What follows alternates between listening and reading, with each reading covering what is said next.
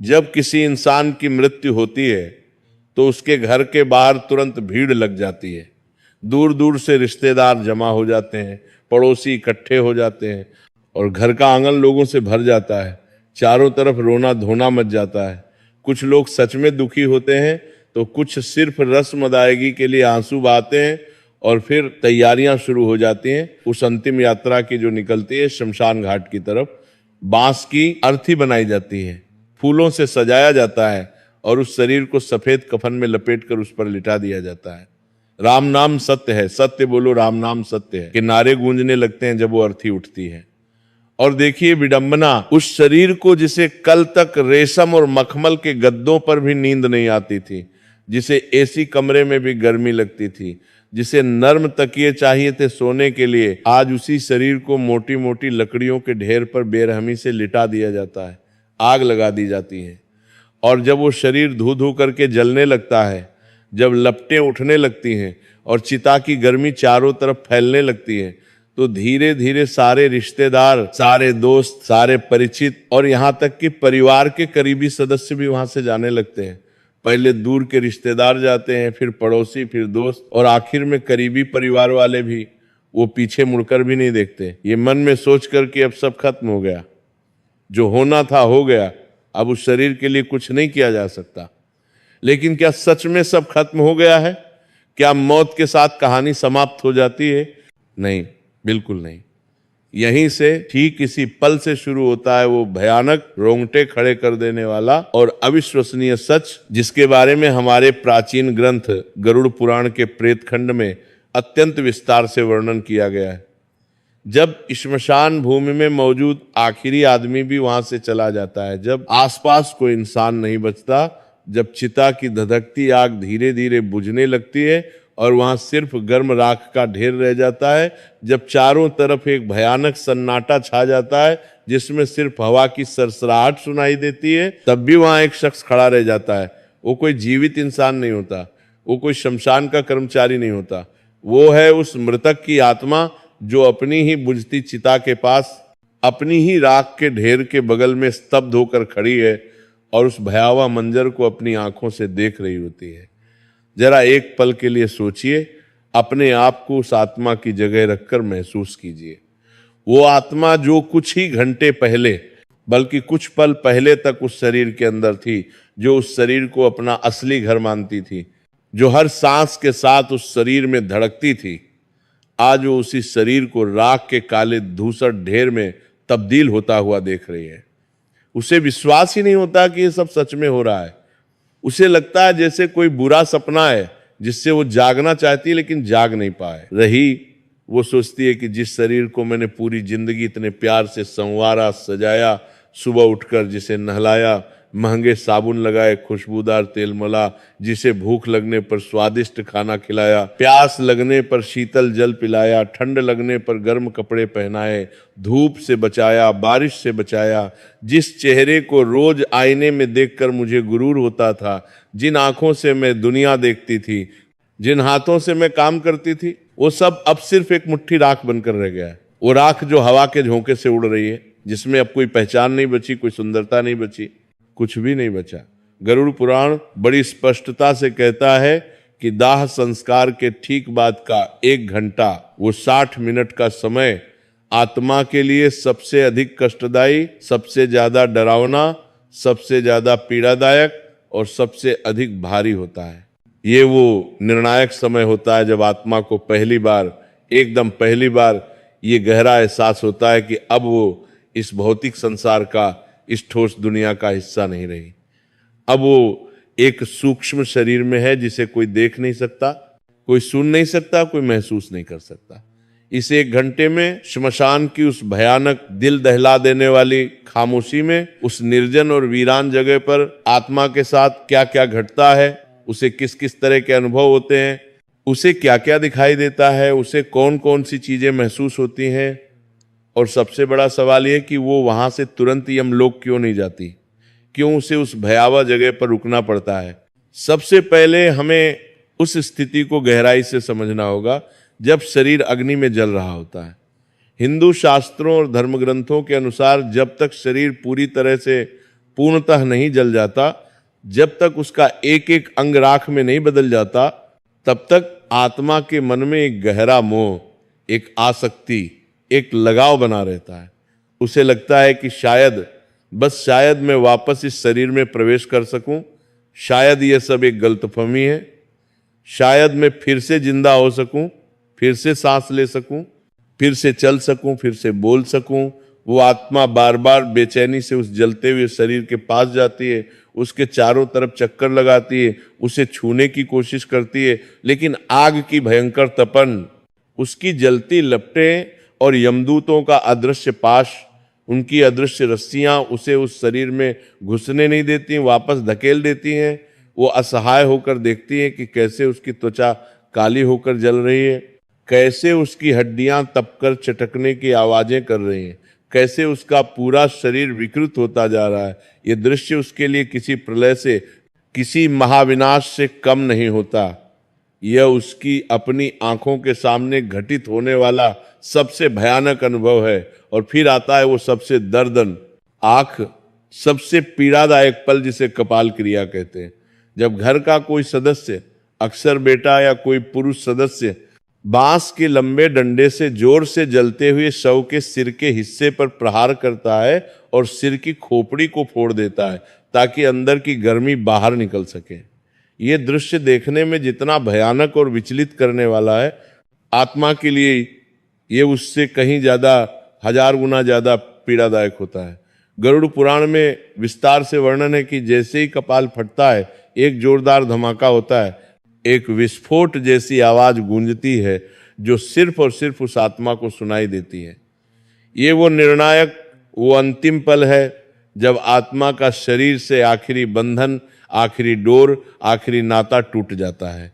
जो पतली सी डोर अभी तक जुड़ी हुई थी वो भी कट जाती है। उसे एकदम साफ समझ आ जाता है कि अब वापसी का कोई भी रास्ता नहीं बचा, ये दरवाजा हमेशा हमेशा के लिए बंद हो चुका है, अब कोई उम्मीद नहीं बची। लेकिन असली कहानी, असली यात्रा, असली परीक्षा तो इसके बाद शुरू होती है। जब कपाल क्रिया पूरी हो जाती है और शरीर पूरी तरह जलकर राख और खाक हो जाता है, तब हिंदू परंपरा और नियम के अनुसार घर वाले और सभी रिश्तेदार वहां से लौटने की तैयारी करने लगते हैं। शास्त्रों में बहुत सख्त नियम है, एक चेतावनी है कि श्मशान से लौटते वक्त जब आप वापस जा रहे हो तो पीछे मुड़कर बिल्कुल भी नहीं देखना चाहिए। क्या आपने कभी गंभीरता से सोचा है कि ऐसा क्यों कहा जाता है? ये कोई अंधविश्वास नहीं है, इसके पीछे एक बहुत बड़ा, बहुत गहरा और बेहद डरावना कारण छिपा है। जब परिवार के सदस्य, दोस्त और रिश्तेदार वहां से जाने लगते हैं, एक एक करके विदा होने लगते हैं, तो आत्मा घबरा जाती है, डर जाती है, बेचैन हो जाती है। उसके मन में तूफान उठने लगता है। उसे समझ नहीं आता कि ये लोग मेरे अपने लोग मुझे इस सुनसान, इस वीरान, इस डरावनी और भयानक जगह पर बिल्कुल अकेला छोड़कर कहाँ जा रहे हैं, क्यों जा रहे हैं। वो पूरी ताकत से चिल्लाती है, जोर जोर से आवाज देती है कि रुको रुको, मुझे भी साथ ले चलो, मैं भी तुम्हारे साथ घर चलूंगा, मुझे यहाँ अकेला मत छोड़ो, मैं यहाँ अकेला नहीं रह सकता, मुझे बहुत डर लग रहा है, मुझे बहुत अकेलापन महसूस हो रहा है। लेकिन उसकी आवाज, उसकी चीख, उसकी पुकार किसी को सुनाई नहीं देती, क्योंकि अब वो आवाज हवा में गूंजने वाली सामान्य ध्वनि नहीं है, बल्कि एक सूक्ष्म कंपन है, एक आध्यात्मिक आवृत्ति है जो सिर्फ सूक्ष्म जगत में सुनाई देती है। वो आत्मा निराश होकर बेचैनी से दौड़ती है, अपने बेटे को पकड़ने की बेताब कोशिश करती है, अपनी पत्नी या अपने पति को जोर जोर से आवाज देती है, उनके कंधे पकड़ने की कोशिश करती है, उनके कपड़ों को खींचने की कोशिश करती है। लेकिन त्रासदी यह है कि उसका हाथ, जो अब सूक्ष्म है, उनके भौतिक शरीर के आर पार निकल जाता है। जैसे हवा में हाथ घुमाया हो, वो किसी को छू नहीं सकती, किसी को रोक नहीं सकती, किसी का ध्यान अपनी तरफ आकर्षित नहीं कर सकती। ये असहायता, ये लाचारी उसे अंदर तक तोड़ देती है। और जब वो आत्मा ये दृश्य देखती है कि उसके अपने ही लोग, वो लोग जिनके लिए उसने पूरी जिंदगी पाप किया, झूठ बोला, बेईमानी की, दिन रात एक करके कड़ी मेहनत से पैसा कमाया, अपनी नींद हराम की, अपनी सेहत की परवाह नहीं की, अपने सिद्धांतों से समझौता किया, वो आज उसे इस अनजान डरावनी जगह पर राख के ढेर के पास अकेला, बिल्कुल अकेला छोड़कर चुपचाप चले जा रहे हैं। तब उसे जीवन का सबसे बड़ा धोखा, सबसे बड़ी ठगी महसूस होती है। उसे गहराई से समझ आने लगता है कि इस दुनिया का कोई भी रिश्ता, चाहे वो खून का हो या प्यार का, कोई भी इंसान आखिर तक साथ नहीं देता, अंतिम यात्रा में कोई साथ नहीं जाता। सब मतलब के साथी थे, स्वार्थ के साथी थे। जब तक शरीर था, जब तक पैसा था, जब तक ताकत थी, तब तक सब साथ थे। जैसे ही शरीर ने साथ छोड़ा, जैसे ही मौत आ गई, सबने मुंह मोड़ लिया, सब पीछे हट गए। अब एक बहुत महत्वपूर्ण सवाल उठता है कि आत्मा उस श्मशान की, उस भयावह भूमि में पूरे 1 घंटे तक क्यों रुकती है? वो तुरंत अपने परिवार के पीछे क्यों नहीं जाती, या फिर सीधे यमलोक की यात्रा पर क्यों नहीं निकल जाती? गरुड़ पुराण के अनुसार श्मशान भूमि को भगवान शिव का विशेष निवास स्थान माना जाता है। ये एक पवित्र लेकिन रहस्यमयी जगह है। लेकिन साथ ही ये अतृप्त आत्माओं, भटकती हुई रूहों, भूतों, प्रेतों और पिशाचों का गढ़ भी है, उनका अड्डा भी है। जब कोई ताजा मृत्यु होती है तो उस नई आत्मा के चारों तरफ एक सुरक्षा कवच, एक अदृश्य ढाल होती है, जो उसे कुछ समय के लिए, थोड़े समय के लिए श्मशान में मौजूद नकारात्मक शक्तियों से, बुरी ताकतों से बचाती है। लेकिन जैसे जैसे समय बीतता जाता है, जैसे जैसे मिनट गुजरते जाते हैं, वो कवच धीरे धीरे कमजोर पड़ने लगता है, उसमें दरारें आने लगती हैं। उस 1 घंटे के दौरान आत्मा को श्मशान में मौजूद दूसरी भटकती हुई आत्माएं, दूसरी रूहें दिखाई देने लगती हैं। पहले धुंधली, फिर थोड़ी स्पष्ट। उसे अजीब अजीब तरह की, कानों को छेदने वाली डरावनी आवाजें सुनाई देने लगती हैं। कराहने की आवाजें, चीखने की आवाजें, रोने की आवाजें। वो डर के मारे देखती है कि वहां कई ऐसी आत्माएं मौजूद हैं जो सैकड़ों सालों से, दशकों से मुक्ति के लिए तरस रही हैं, तड़प रही हैं, जो भूख और प्यास से बुरी तरह तड़प रही हैं, छटपटा रही हैं, जिनका सूक्ष्म शरीर विकृत हो चुका है, भयानक दिखता है।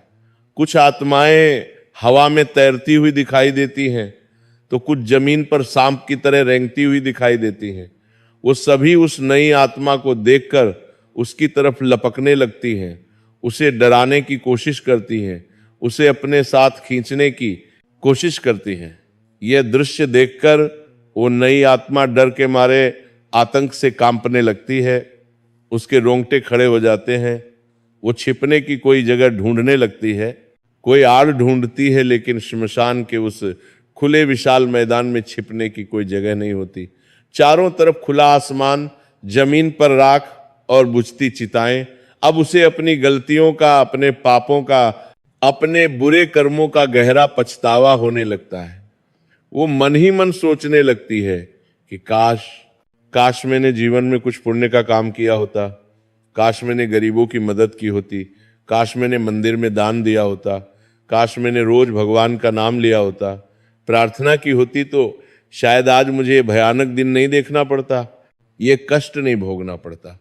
गरुड़ पुराण में स्पष्ट लिखा है कि उस 1 घंटे में आत्मा को यमदूत जानबूझकर तुरंत नहीं पकड़ते, वो उसे छोड़ देते हैं, उसे अकेला छोड़ देते हैं, ताकि वो अपनी आंखों से स्पष्ट रूप से देख सके, अनुभव कर सके कि जिस शरीर पर और जिस भौतिक संसार पर, जिस धन दौलत पर उसे इतना घमंड था, इतना अहंकार था, उसकी असली औकात, असली हैसियत क्या है। ये श्मशान में बिताया गया समय वैराग्य का, विरक्ति का महत्वपूर्ण क्षण होता है।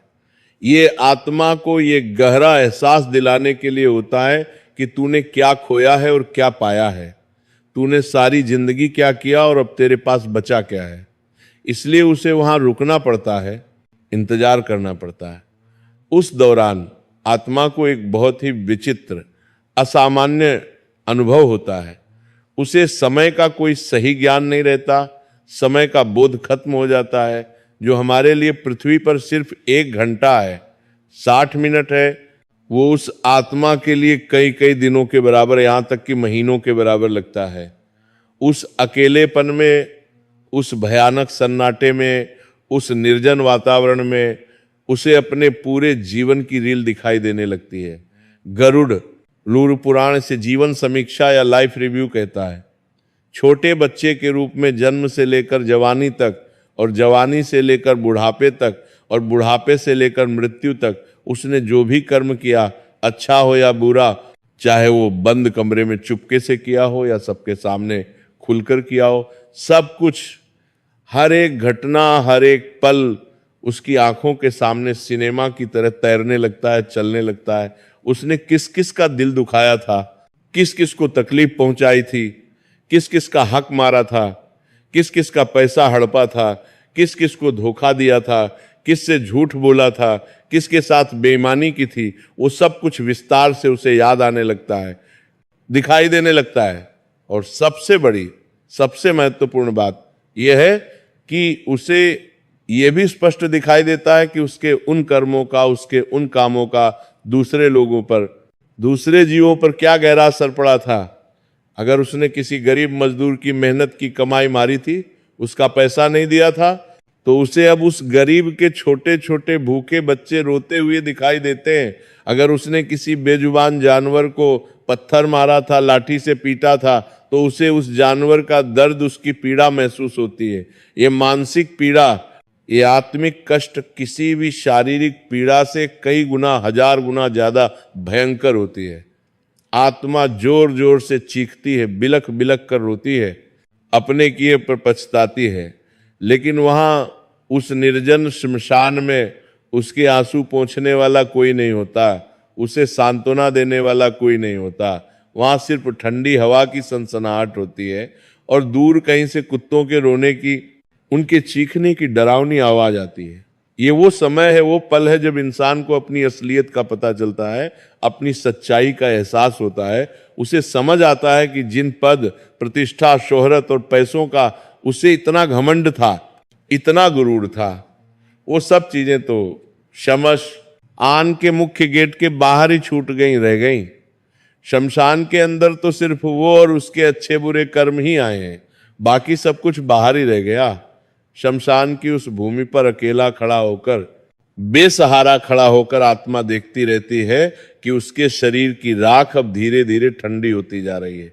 वो उस राख को छूने की, उसे महसूस करने की व्यर्थ कोशिश करती है।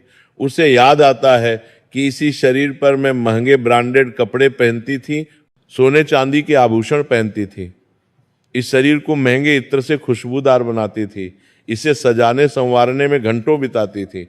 लेकिन आज वही शरीर राख बनकर हवा में उड़ रहा है और कोई इसे समेटने वाला भी नहीं है, कोई इसकी परवाह करने वाला नहीं है।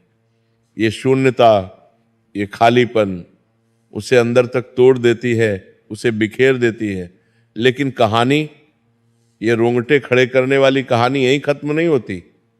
जब वो एक लंबा घंटा बीत जाता है और परिवार वाले, रिश्तेदार श्मशान से निकलकर घर की तरफ काफी आगे निकल चुके होते हैं, तब आत्मा का मोह, उसका लगाव फिर से जोर से जागता है, उभरता है। वो फिर से डरने लगती है, घबराने लगती है और बेचैनी से भागते हुए अपने परिवार के पीछे जाती है। वह देखती है कि उसके बेटे, भाई और अन्य रिश्तेदार आपस में बातें करते हुए, सामान्य बातें करते हुए वापस जा रहे हैं।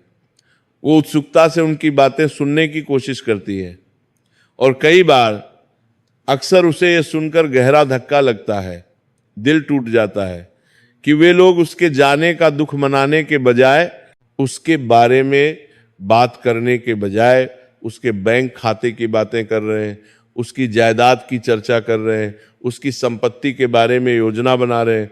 बीए आपस में चर्चा कर रहे होते हैं कि अब दुकान कौन संभालेगा, मकान का बंटवारा कैसे होगा, किसको क्या मिलेगा, गहने कैसे बांटे जाएंगे।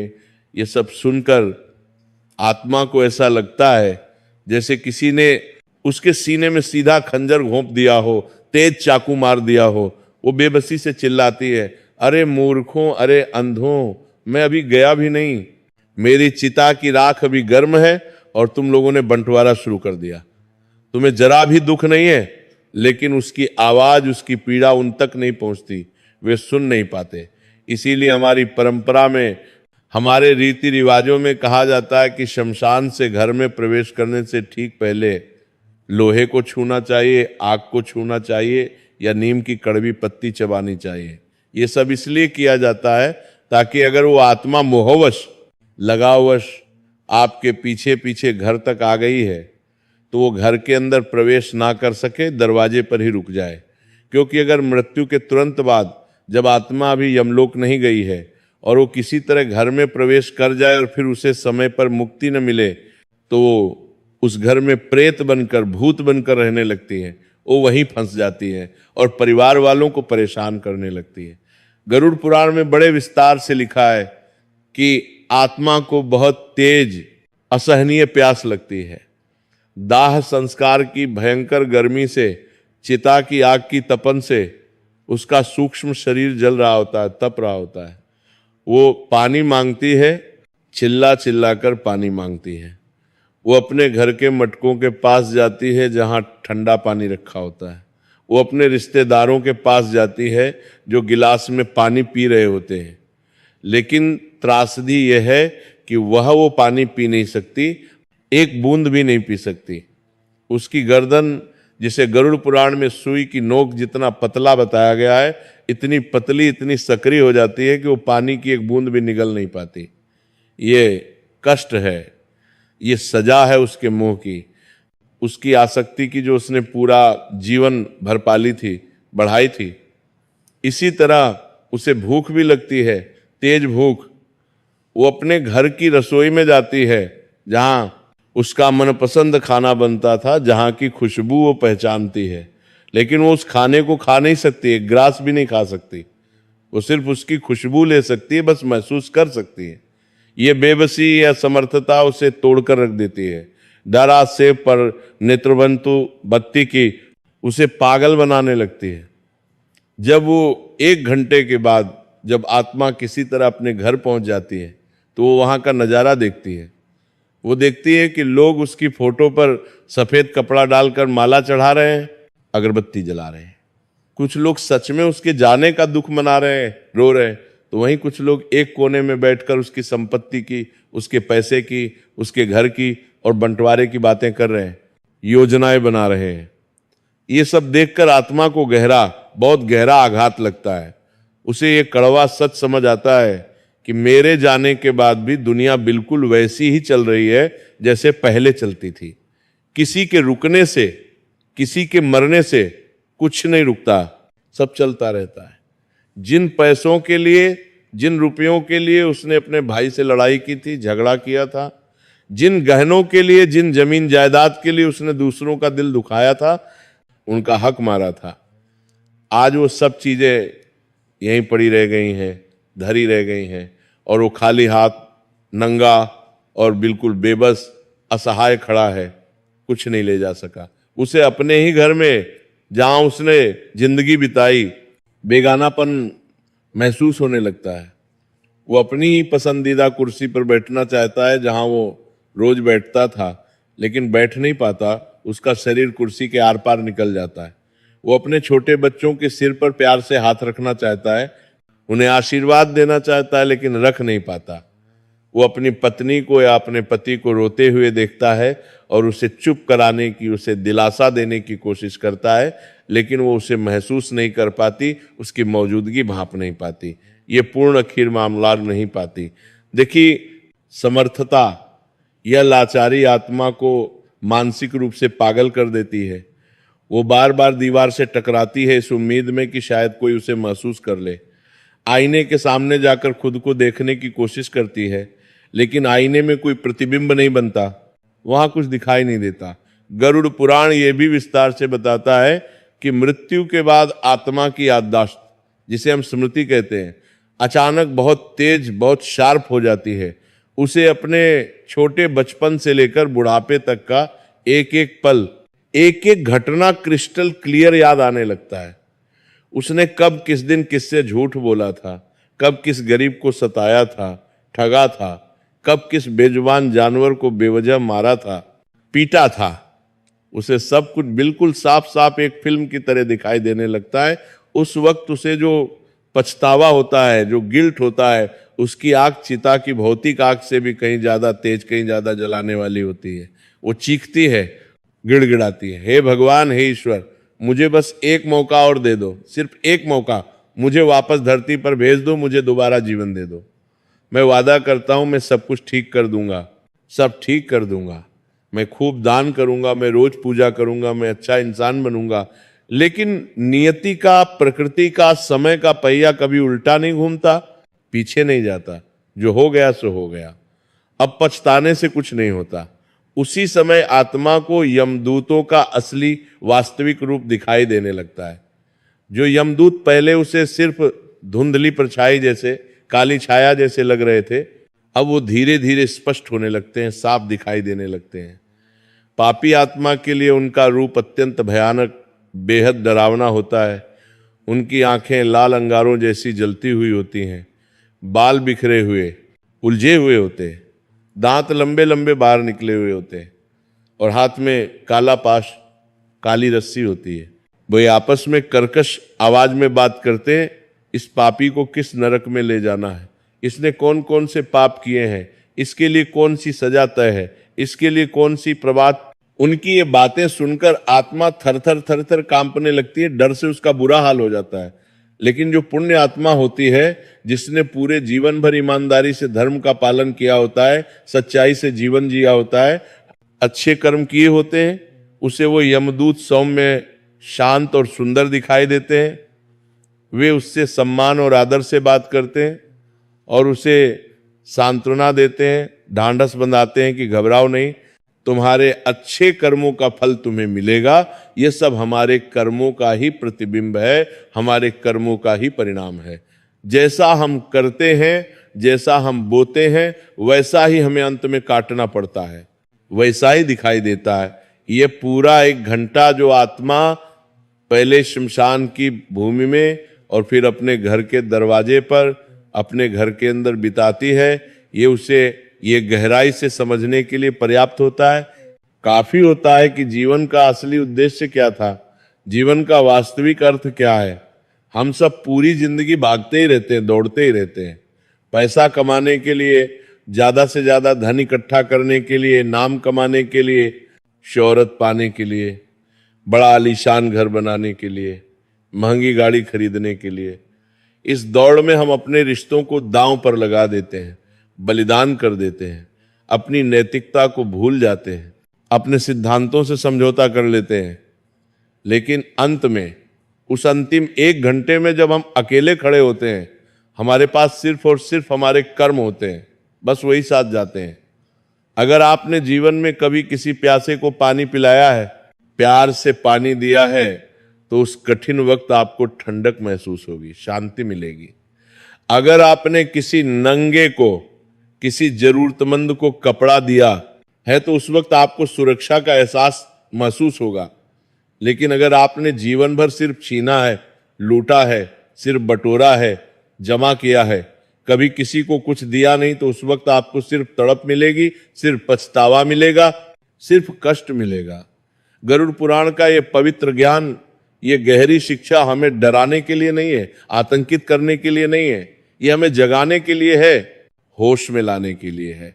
ये हमें स्पष्ट रूप से बताता है कि जिस मौत से हम इतना डरते हैं, जिसके नाम से हम कांपते हैं, वह तो आनी ही है, वो निश्चित है। और जब वो आएगी, जब वो पल आएगा, तो उस समय हमारे बैंक में जमा करोड़ों रुपये, हमारी महंगी यूनिवर्सिटी की डिग्रियां, हमारे सोशल मीडिया पर लाखों फॉलोअर्स, हमारी शोहरत, कुछ भी काम नहीं आएंगे, कोई काम नहीं आएगा। उस 1 घंटे में जब हम अपनी ही राख को, अपने ही जले हुए शरीर को देख रहे होंगे, जब हम उस भयानक सच्चाई का सामना कर रहे होंगे, तब हमें सुकून, हमें शांति, हमें संतोष सिर्फ इस एक बात से मिलेगी कि हमने अपने जीवन में किसी का भला किया था, किसी की मदद की थी, किसी को खुशी दी थी। इसीलिए हमारे प्राचीन शास्त्रों में हमारे ऋषि मुनियों ने बार बार कहा है, समझाया है कि जब तक शरीर में प्राण है, जब तक सांसें चल रही, जब तक दिल धड़क रहा है, तब तक शुभ कर्म कर लो, अच्छे काम कर लो, गरीबों की मदद करो, जरूरतमंदों की सहायता करो, दान करो, सेवा करो, परोपकार करो, और सबसे जरूरी, सबसे महत्वपूर्ण, रोज भगवान का नाम लो, उनका स्मरण करो, प्रार्थना करो। क्योंकि गरुड़ पुराण में भगवान विष्णु स्वयं बड़ी स्पष्टता से कहते हैं कि जो व्यक्ति मेरे नाम का नियमित रूप से जप करता है, जो मुझे याद करता है, जो भक्ति भाव से मेरी पूजा करता है, उसे मृत्यु के बाद यमदूत नहीं बल्कि मेरे दिव्य पार्षद, मेरे सुंदर सेवक लेने आते हैं। उसे श्मशान की उस भयानक गर्मी और उस दर्दनाक अकेलेपन का सामना नहीं करना पड़ता, बल्कि उसे एक दिव्य सुंदर विमान में, एक स्वर्गीय रथ में आराम से बैठाकर सीधे बैकुंठ धाम ले जाया जाता है। उसकी यात्रा सुखद होती है, शांतिपूर्ण होती है। श्मशान में उस 1 घंटे के दौरान आत्मा को कई और भी विचित्र असामान्य अनुभव होते हैं। उसे वहां मौजूद पिंड और चावल के गोलों को जो उसके पुत्र या परिवार के सदस्यों ने श्रद्धा से प्रदान किए हैं, खाने की तीव्र इच्छा होती है। गरुड़ पुराण के अनुसार पहले दिन का पिंडदान अत्यंत महत्वपूर्ण, बेहद जरूरी होता है। अगर सही विधि विधान से पूरी श्रद्धा और भक्ति के साथ पिंडदान न किया जाए तो आत्मा को बहुत तेज भूख लगती है, असहनीय भूख लगती है, और वह श्मशान में इधर से उधर, यहाँ से वहाँ भटकती रहती है। कभी कभी वह श्मशान के पास लगे पुराने पेड़ों पर लटक जाती है, उन पर बैठ जाती है, या फिर पानी के स्रोतों के पास, कुओं के पास, तालाब के किनारे जाकर अपनी जलती प्यास बुझाने की बेताब कोशिश करती है। लेकिन बिना भौतिक शरीर के, बिना स्थूल देह के उस प्यास को बुझाना पूरी तरह नामुमकिन है, असंभव है। यह प्यास केवल शारीरिक नहीं होती, यह आत्मिक होती है, सूक्ष्म होती है, जो केवल और केवल पवित्र मंत्रों की शक्ति से और सच्ची श्रद्धा से ही शांत हो सकती है। जो लोग आज के आधुनिक युग में श्राद्ध और पिंडदान को बेकार मानते हैं, पुरानी परंपरा मानते हैं, अंधविश्वास मानते हैं, उन्हें ये गंभीरता से समझना चाहिए कि ये भोजन, ये पिंड भौतिक शरीर के लिए नहीं है। ये तो उस लंबी कठिन आध्यात्मिक यात्रा के लिए है जिस पर आत्मा निकली है, जिस पर उसे जाना है। बिना इस भोजन के, बिना इस ऊर्जा के आत्मा कमजोर हो जाती है, दुर्बल हो जाती है, और प्रेत योनि में जाने का, भूत बनने का खतरा कई गुना बढ़ जाता है। एक और महत्वपूर्ण बात जो गरुड़ पुराण बड़े विस्तार से बताता है वो ये है कि उस विशेष समय पर आत्मा को अपने पूर्वज भी दिखाई दे सकते हैं, मिल सकते हैं। अगर उसके कर्म अच्छे रहें, पुण्य के रहें, तो उसके दादा परदादा पुरखे जो पितृलोक में शांति से रह रहे हैं, वे उसे लेने के लिए या उसे ढांढस बंधाने के लिए, उसे साहस देने के लिए वहां सूक्ष्म रूप में, आध्यात्मिक रूप में प्रकट हो सकते हैं। वे उसे प्रेम से, स्नेह से कहते हैं, बेटा डरो मत, घबराओ नहीं, हम सब तुम्हारे साथ हैं, हम तुम्हारी रक्षा करेंगे, तुम्हारे अच्छे कर्मों ने तुम्हारा साथ दिया है, अब तुम्हारी यात्रा सुखद होगी। ये मिलन, ये पुनर्मिलन आत्मा को बहुत गहरी शांति देता है, बहुत संतोष देता है, बहुत सुकून देता है। लेकिन दूसरी तरफ अगर कर्म बुरे हैं, पाप से भरे हुए हैं, तो उसे वहां सिर्फ घना अंधेरा और डरावनी विकृत आकृतियां ही दिखाई देती हैं। वो मदद के लिए, सहायता के लिए जोर जोर से पुकारता है, चिल्लाता है, लेकिन कोई नहीं आता, कोई जवाब नहीं देता। ये भयानक अकेलापन, ये पूर्ण एकांत ही नरक की पहली सबसे दर्दनाक सीढ़ी है। हमें ये गहराई से समझना होगा, अपने दिमाग में बैठाना होगा कि हमारा ये भौतिक शरीर 5 महाभूत तत्वों से, पंच तत्व से बना है। पृथ्वी यानी मिट्टी, जल यानी पानी, अग्नि यानी आग, वायु यानी हवा और आकाश। जब दाह संस्कार में शरीर जलता है, अग्नि में भस्म होता है, तो ये पांचों तत्व वापस अपने मूल स्रोत में, वापस प्रकृति में मिल जाते हैं, विलीन हो जाते हैं। लेकिन आत्मा जो इन 5 तत्वों से परे है, जो इनसे ऊपर है, जो अमर है, अविनाशी है, वह वहीं रह जाती है। उसका सूक्ष्म शरीर, जिसे हम यातना शरीर भी कहते हैं, जिसमें मन, बुद्धि और संस्कार होते हैं, वह बना रहता है। इसी सूक्ष्म शरीर के माध्यम से, इसी के जरिए वह सुख और दुख महसूस करती है, अनुभव करती है। चिता की भौतिक आग उसे जला नहीं सकती, नष्ट नहीं कर सकती, लेकिन उसके बुरे कर्मों की आग, उसके पापों की आग उसे अंदर तक झुलसा देती है, जला देती है। आज की इस तेज रफ्तार भाग दौड़ भरी जिंदगी में, इस आधुनिक युग में हम इन गहरी आध्यात्मिक बातों को अक्सर अंधविश्वास मानकर नकार देते हैं, खारिज कर देते हैं। हम बड़े घमंड से सोचते हैं कि मरने के बाद किसने देखा है, क्या होता है। ये सब कहानियां हैं, मनगढ़ंत बातें हैं। आज का विज्ञान तो सबूत मांगता है, प्रमाण मांगता है, लेकिन हमें यह नहीं भूलना चाहिए कि हमारे महान ऋषि मुनियों ने, हमारे तपस्वियों ने अपनी दिव्य दृष्टि से, अपनी योग साधना से, अपनी गहरी तपस्या से इन सूक्ष्म लोकों को देखा है, अनुभव किया है, और गरुड़ पुराण के रूप में हमें ये अनमोल नक्शा दिया है, ये मार्गदर्शन दिया है, ताकि हम रास्ता न भटके, सही मार्ग पर चलें। ये एक गाइड बुक है, एक जीवन का मैनुअल है, जो हमें विस्तार से बताती है कि इस जीवन के बाद की यात्रा कैसी होगी, कैसे करनी है, क्या सावधानियां रखनी है। अगर हम इसे नजरअंदाज करेंगे, अगर हम इसे झुठलाएंगे, तो नुकसान हमारा ही होगा, पछतावा हमें ही होगा। जैसे किसी अनजान देश में, किसी विदेश में जाने से पहले हम वहाँ के नक्शे का अध्ययन करते हैं, वहाँ के नियम कानूनों को समझते हैं, वहाँ की संस्कृति के बारे में जानते हैं। ठीक वैसे ही मृत्यु के बाद की दुनिया को समझना, उसकी तैयारी करना भी उतना ही जरूरी है, बल्कि उससे भी ज्यादा जरूरी है।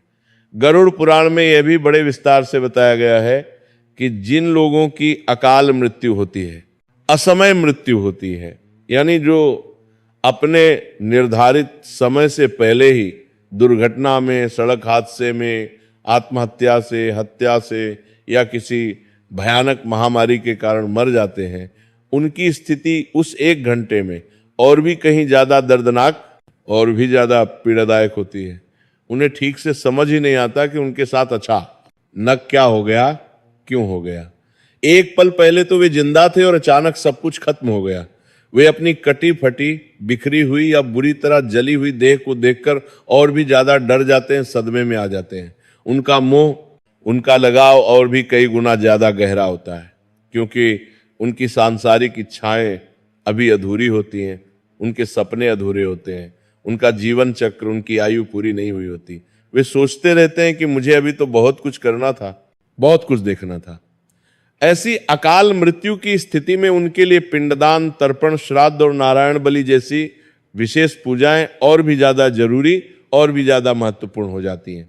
अगर आपके परिवार में, आपके रिश्तेदारों में या जान पहचान में किसी की ऐसी असामयिक अकाल मृत्यु हुई हो, तो उनके नाम से, उनकी शांति के लिए विशेष पूजा, विशेष हवन या दान जरूर करना चाहिए, ताकि उस 1 घंटे की भयानक तड़प से, उस पीड़ा से उन्हें थोड़ी राहत मिल सके, थोड़ा सुकून मिल सके, और वे प्रेत योनि में न फंसे, न भटके। तो मैं आपसे कहूंगा कि आज रात जब आप सोने जाएं, जब आप अपने आरामदायक बिस्तर पर लेटें, तो एक बार गंभीरता से दिल से सोचिएगा जरूर कि अगर कल सुबह मेरी आंख ना खुले, अगर मेरी यही आखिरी रात हो और मैं कल उसी श्मशान में अपनी राख के पास अकेला खड़ा रहूं, तो मेरे पास खुश होने के लिए क्या होगा, मुझे संतोष कहां से मिलेगा।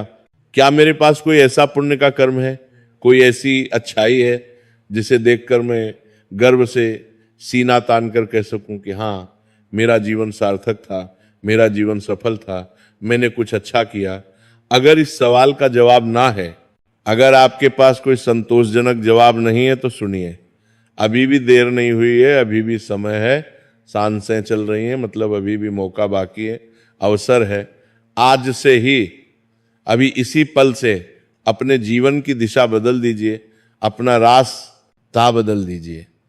दिल में बैठी नफरत को छोड़िए, बदले की भावना छोड़िए और प्रेम बांटिए, दया बांटिए, लालच छोड़िए, लोभ छोड़िए और खुले दिल से दान कीजिए, सेवा कीजिए, अहंकार छोड़िए, घमंड छोड़िए और सच्ची भक्ति कीजिए। विनम्रता अपनाइए अपने माता पिता की, जिन्होंने आपको जन्म दिया, पाला पोसा, सच्ची सेवा कीजिए, उनका दिल रखिए, उनकी इज्जत कीजिए, क्योंकि गरुड़ पुराण बड़ी सख्ती से कहता है कि जो अपने माता पिता को दुख देता है, उन्हें सताता है, उनका अपमान करता है, उसे यमलोक के कठिन मार्ग में जलती हुई आग पर चलना पड़ता है, कांटों पर चलना पड़ता है। जो पराई स्त्री पर, दूसरे की पत्नी पर बुरी नजर डालता है, कुदृष्टि डालता है, उसकी आंखों में यमलोक में लाल गर्म लोहे की सलाखें डाली जाती हैं। जो धोखे से, बेईमानी से, भ्रष्टाचार से धन कमाता है, हराम की कमाई करता है, उसे वहां जहरीले सांपों और बिच्छुओं के बीच रहना पड़ता है, उनके डंक सहने पड़ते हैं। ये सब कोरे रूपक नहीं है, कोई कल्पना नहीं है, ये वो कठोर सच है, वो वास्तविकताएं हैं जिनका सामना हमें जल्दी या देर से करना ही है। क्योंकि अंत में उस निर्णायक 1 घंटे में सिर्फ हमारे कर्म ही काम आएंगे, बाकी कुछ नहीं। बाकी सब चीजें यहीं की यहीं इसी धरती पर शमशान के राख के ढेर में मिल जाएंगी। आपके बड़े बड़े मकान, आपके आलीशान बंगले, आपकी महंगी गाड़ियां, आपके सोने के गहने, आपके बैंक लॉकर सब यहीं रह जाएंगे, सब दूसरे लोग ले लेंगे, बांट लेंगे, भोग लेंगे। आपका ये शरीर भी जिसे आप इतना प्यार करते थे, ये भी आपसे छीन लिया जाएगा, जला दिया जाएगा। आपके पास बचेगा तो केवल और केवल आपका स्वभाव और आपके कर्म, बस यही 2 चीजें साथ जाएंगी। अगर आज की ये जानकारी, ये गहरा सत्य आपके दिल तक पहुंचा हो, आपके दिमाग में उतरा हो, तो इसे केवल एक वीडियो समझकर, एक कहानी समझकर मत भूल जाइएगा। ये एक गंभीर चेत आवनी है, एक महत्वपूर्ण संकेत है, एक जागृति का आह्वान है। इसे अपने दैनिक जीवन में उतारिए, लागू कीजिए। और अगर आप सच में चाहते हैं कि आपके पूर्वजों को, आपके पितरों को शांति मिले, मुक्ति मिले, तो कमेंट में पूरी श्रद्धा के साथ, पूरी भक्ति के साथ ओम नमो नारायण या ओम शांति जरूर लिखें। ये छोटा सा पवित्र मंत्र उन भटकती आत्माओं तक एक सकारात्मक ऊर्जा पहुंचा सकता है, उन्हें राहत दे सकता है। और इस महत्वपूर्ण सत्य को, इस ज्ञान को अपने दोस्तों और परिवार के सदस्यों के साथ जरूर शेयर करें, जरूर बांटें, ताकि वे भी इस अज्ञान की गहरी नींद से जाग सकें, होश में आ सकें। याद रखिए, हमेशा याद रखिए कि मौत जीवन का अंतिम सच है, अटल सत्य है। लेकिन कर्म, हमारे कर्म मौत से भी बड़ा सच है, उससे भी ज्यादा महत्वपूर्ण है। हम अक्सर मौत से डरते हैं, उसके नाम से कांपते हैं, लेकिन सच तो यह है कि हमें डरना चाहिए उस बेकार के जीवन से जो हमने व्यर्थ गंवा दिया, बर्बाद कर दिया। हमें डरना चाहिए उन आंसुओं से, उन दुखों से जो हमारी वजह से, हमारे कारण किसी की आंखों में आए, किसी के दिल में पैदा हुए। हमें डरना चाहिए उस विश्वास से, उस भरोसे से जो हमने तोड़ा, जो हमने खंडित किया। क्योंकि यही वो चीजें हैं, यही वो कर्म है जो शमशान की उस वीरान भूमि पर हमारे सामने साक्षात खड़े होंगे, हमसे सवाल करेंगे। अंत में मैं बस इतना ही कहना चाहूंगा कि ये जीवन एक अस्थाई सराय है, एक धर्मशाला है। हम सब यहाँ मुसाफिर हैं, यात्री हैं। कोई जल्दी यहाँ से चला जाएगा, कोई थोड़ी देर से, लेकिन जाना तो सबको है। जाना तो सबको एक दिन उसी शमशान की उसी भूमि में है, उसी राख में, उसी मिट्टी में मिलना है। तो क्यों ना हम इस छोटे से सफर को, इस अनमोल जीवन को इतना सुंदर, इतना खूबसूरत, इतना अर्थपूर्ण बनाएं कि जब हम जाएं तो लोग हमारे लिए प्रेम से रोएं, हमें याद करें ना कि हमारी बुराई करें, हमें कोसें। क्यों ना हम इतने पुण्य के काम करें, इतनी अच्छाइयाँ कमा लें कि जब हम उस शमशान में अकेले खड़े हों, जब वो कठिन घड़ी आए तो हमें डर ना लगे, घबराहट ना हो, बल्कि हमारे मन में एक गहरा संतोष हो, एक शांति हो कि हाँ, मैंने अपना जीवन सही तरीके से जिया, ईमानदारी से जिया, प्रेम से जिया। और जब यमदूत आए, जब वो हमें ले जाने आए, तो हम बिना किसी डर के, बिना किसी पछतावे के, मुस्कुराते हुए शांति से उनके साथ चल पड़े एक नई यात्रा की ओर, एक बेहतर यात्रा की ओर, मुक्ति की ओर। और इस गहन विचारोत्तेजक वीडियो को देखने के बाद शायद आपके मन में कई सवाल उठे होंगे, कई विचार आए होंगे, शायद आपको थोड़ा डर भी लगा होगा, घबराहट भी हुई होगी। लेकिन सच कहूं तो ये डर अच्छा है, सकारात्मक है, ये डर लाभदायक है। अगर ये आपको गलत काम करने से रोकता है, पाप करने से बचाता है, यह डर एक रक्षक की तरह है, एक सुरक्षा कवच की तरह है, जो आपको नैतिक पतन के रास्ते पर जाने से बचाता है, आपको सही मार्ग पर रखता है। तो इस डर को अपनाइए, इस ज्ञान को अपने जीवन में उतारिए और एक सार्थक पवित्र जीवन जिए। यही गरुड़ पुराण का असली संदेश है, यही हमारे पूर्वजों की सच्ची शिक्षा है। ऐसे ही रोज प्रवचन सुनने के लिए चैनल को सब्सक्राइब करें। बोलो राधे राधे।